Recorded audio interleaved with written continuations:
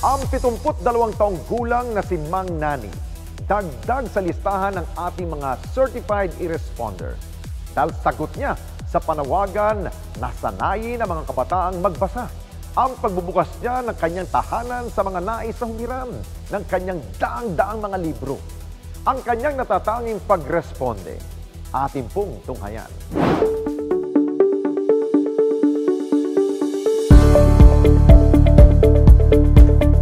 Ako po ay si Mang Nani, 72 taong gulang. Taga-taguyod ng aklatan sa bangketa ng Barangay La Paz.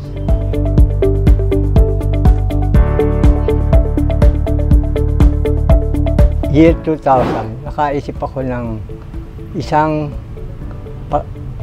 pakikipag-ugnayan sa komunidad na tinawag kong Reading Club 2000.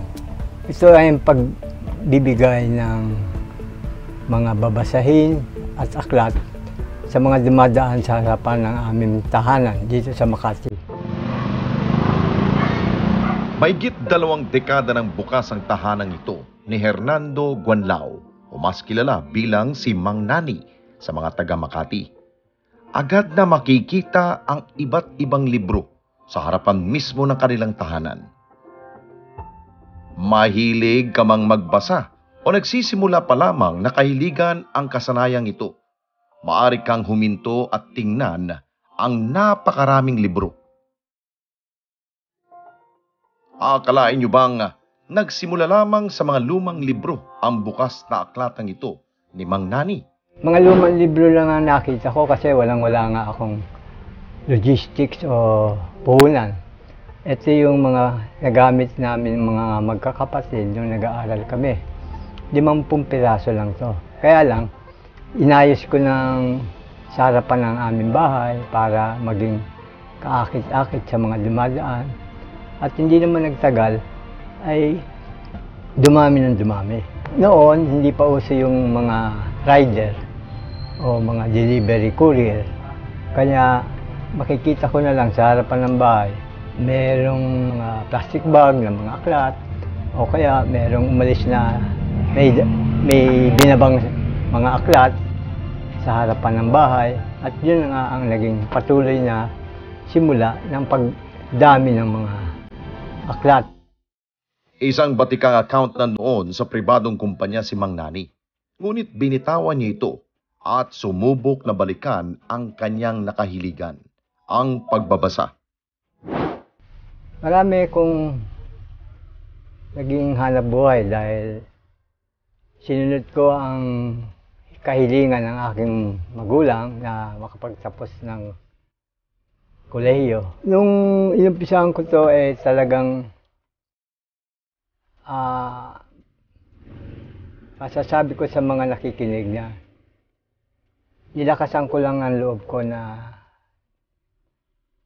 ay marami akong problema, no?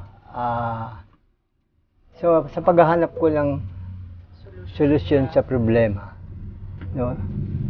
Ito nga yung nakita kong solusyon, na ito yung aking tinagurian natin na paglingon mo sa pinanggalingan mo. Na dating nung maliit akong bata, ito yung aking kahiligan. Ito yung passion ko. Magmula noon, hindi na tumigil si Mang Nani sa pagtulong sa mga kabataan sa pamagitan ng pagpapaalala sa kanila ng importansya ng pagbabasa. Katunayan, hindi lamang sa Makati nakararating ang mga libro niya, dahil maging sa mga liblib na baryo o sityo na ipapadala niya ang mga ito. Bukod doon, minabuti ko rin na nung dumami na ang mga aklat, nadalhin ito sa mga malalayo at liblib ng lugar ng ating kapuluan. Sa mga tribo ng Palawan, sa Basilan, malayo yan, sa Tawi-Tawi, sa Hulo. Nakarating yan ng mga aklat ko na. May panahon na nakarating doon. Sa Zamboanga, nakarating yan. Pag mayroong pampulitikang ugnayan, naisasabay ko yan dun sa mga libreng sakay ng mga politiko. Kanya menos gastos. Sa mga taong humihiling, maayos naman ang kanilang intensyon at damdamin na maglagay ng isang babasahin lugar doon sa lugar sa kanilang hinahangad, no? Ayon kay Mang Nani, kung susumahin, hindi niya na halos mabilang ang librong dumating at umalis sa kanyang munting aklatan. Ang alam lamang niya, maaring marami na ang batang nagtagumpay dahil sa pagbabasa ng mga librong kanyang naibigay.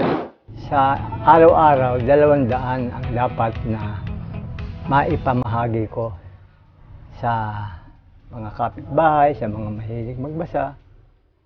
Kung di man, napapadala ko to kada linggo sa ibang lugar para yung aking hinahangad na 200 mga babasahin ay maipamahagi ng tuloy-tuloy. Sa loob ng 24 na taon, alam niyo na kung gaano karami.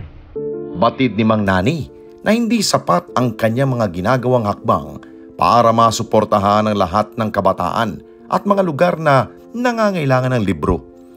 Sa kabila nito, patuloy siyang maghahatid at magbibigay ng mga aklat sa sino mang nagnanais nito.